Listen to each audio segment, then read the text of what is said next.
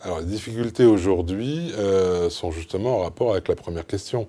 La première phase, la phase aiguë, on va avoir des soucis au niveau de la coordination des professionnels. C'est très compliqué dans le cadre de l'AVC, parce que c'est une des pathologies dans lesquelles interviennent le plus de professionnels.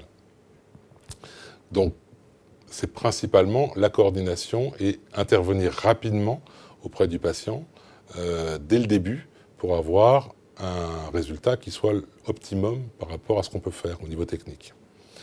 Euh, L'autre chose aussi, c'est quand même le nombre de personnels qui sont dans les services, parce que c'est un réel souci aujourd'hui dans les services aigus, tout comme dans les SSR.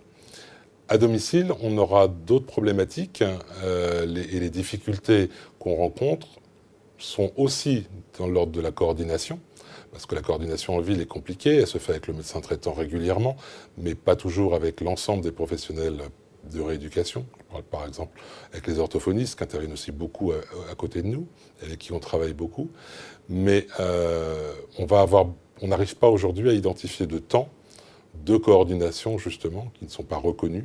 Et donc ça se fait un petit peu comme chaque professionnel arrive à le faire. L'autre difficulté qu'on va avoir auprès du patient et de sa famille, ça va être le temps qu'on peut passer avec lui, puisque on sait que plus il va avoir une activité motrice importante, les recherches le montrent au niveau international, plus on va avoir de meilleurs résultats. Donc il faut après qu'on arrive à développer des solutions pour intervenir dans le temps avec ce patient, avec le professionnel ou sans le professionnel, mais en le guidant. Et donc là, on parle beaucoup d'éducation thérapeutique. C'est ça qui va, je pense, régler une bonne partie des soucis qu'on a aujourd'hui. Et parce qu'on sera reconnu, on est reconnu comme un acteur privilégié de l'éducation thérapeutique du patient, on va pouvoir lui apprendre à s'évaluer d'abord, puis à travailler et à comprendre comment il progresse. Et donc, nous, on parle de co-création de la rééducation, c'est-à-dire qu'elle se crée avec le patient, qui est impliqué directement dans sa rééducation, et le professionnel.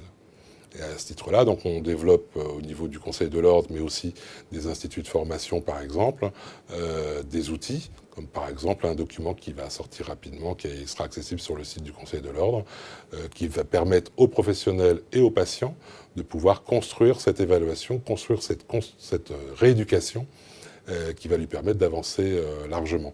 Et cet document, parce que ça c'est important aussi, s'adresse aussi aux aidants et aux gens qui entourent le patient, qui sont primordiales dans la prise en charge pour avoir un bon résultat.